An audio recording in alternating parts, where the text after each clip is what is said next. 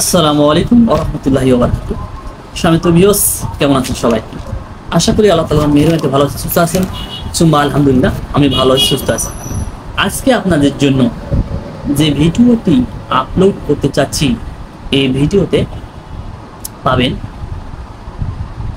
এর আগে ভিডিও দিয়েছি জেলখানা কিভাবে তৈরি করবেন, আর আজকের ভিডিও হচ্ছে জেলখানায় জিন কিভাবে বন্দী করবেন। হ্যাঁ, তাহলে এর আগে ভিডিও দিয়েছি জেলখানা কিভাবে তৈরি করবেন, আর আজকের ভিডিও হচ্ছে জেলখানায় জিন কিভাবে বন্দী করবেন। বন্দী করার জন্য একটি আয়াত রয়েছে। হ্যাঁ, প্রতিটি কাজের জন্য দোয়া এবং কালাম রয়েছে।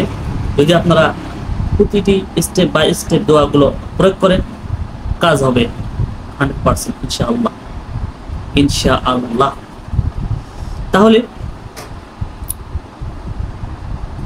রোগীর শরীরে যখন জিন থাকবে বা তুলার শরীরে যখন জিন থাকবে, কিংবা দূরে কখনো জিন থাকবে, জিনকে আগে আপনি লোহার শিকল দ্বারা বন্দি করার জন্য আমার একটা ভিডিও রয়েছে।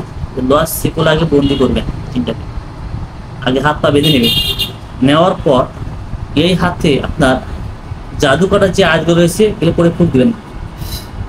ফুঁক দেওয়ার পর আপনি হচ্ছে সূরা আশ-শুআরা, হ্যাঁ 26 নম্বর সূরা আশ-শুআরার 29 নম্বর আয়াতের শেষের অংশ, 29 নম্বর আয়াতের শেষের অংশ 7 বার পাঠ করে হাতে ফুঁক দিবেন। আগে জাদু করার আয়াত কয়েকটি ফুঁক দিয়ে হাতে ফুঁক দিবেন, তারপর সূরা আশ-শুআরার 26 নম্বর সূরার 29 নম্বর আয়াতের শেষের অংশ লা আজআলান্নাকা মিনাল মাজুনিন, অবশ্যই আমি তোমাকে জেলখানায় বন্দি করব, কারারুদ্ধ করব। তাহলে আগে আপনি জিনদেরকে লোহার শিকল দ্বারা বন্দি করলেন রোগীর শরীরে, কিংবা দূরে গাছের ডালে বা যে কোথাও পাহাড়ে যেখানে থাকুন না কেন, সেখানে আগে আপনি ইশারায় ওই কোন আয়াত দিয়ে বন্দি করে নিলেন হাতটা। নেওয়ার পর এই দোয়াগুলো হাতে ফুঁক দিয়ে আপনার হাত তৈরি হয়ে গেল। তখন আপনি নিয়ত করবেন ওই জিনটাকে আপনি হাতের মুঠোয় নিতেছেন, ধরতেছেন, ধরে টান দিবেন। আয়না তাকুন ইয়াতি বিকুল জামিন ইন্নাল্লাহ কুল্লি শাইইন কাদির, সূরা বাকারার 148 নম্বর আয়াতের শেষ অংশ। টান দিবেন, তাহলে জিনটা ওখান থেকে চলে আসবে বা রোগীর শরীর থেকে চলে আসবে আপনার হাতের মুঠোয়।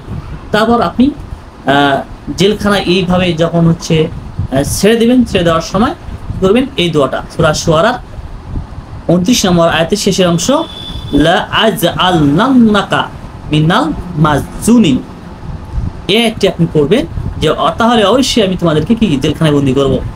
বাস, বন্দি হয়ে গেল। এই জেলখানাটা মজবুত করার জন্য আমি কিন্তু দিয়েছি ওই জেলখানা তৈরি করার সময় সূরা ইয়াসিনের 9 নম্বর আয়াত, ওইটা দিয়ে মজবুত হয়ে যাবে। বুঝতে পেরেছেন? এবং পাশাপাশি আপনি সূরা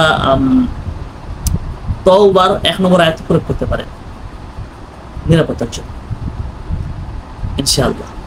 ইনশাআল্লাহ জেলখানা তৈরি হয়ে গেছে আগের ভিডিওতে।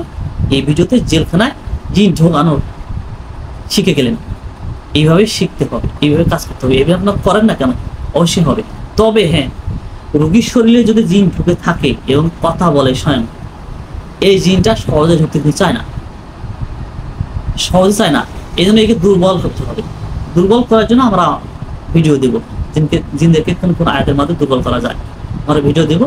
দুর্বল করার পর তারপর জেলখানায় ঢুকাবেন, তাছাড়া সহজে জেলখানায় ঢুকবে না। আর অনেক সময় দেখা যাচ্ছে দুর্বল করার চেষ্টা করতেছেন, তবু হচ্ছে না। অনেক সময় জবাই করতে হয়। জবাই করার জন্য আমরা ভিডিও দিয়ে দেবো ইনশাআল্লাহ, কোন আয়াতের মাধ্যমে জিনকে জবাই করতে পারবে। শুকরিয়া। আসসালামু আলাইকুম ওয়া রাহমাতুল্লাহি ওয়া বারাকাতুহু।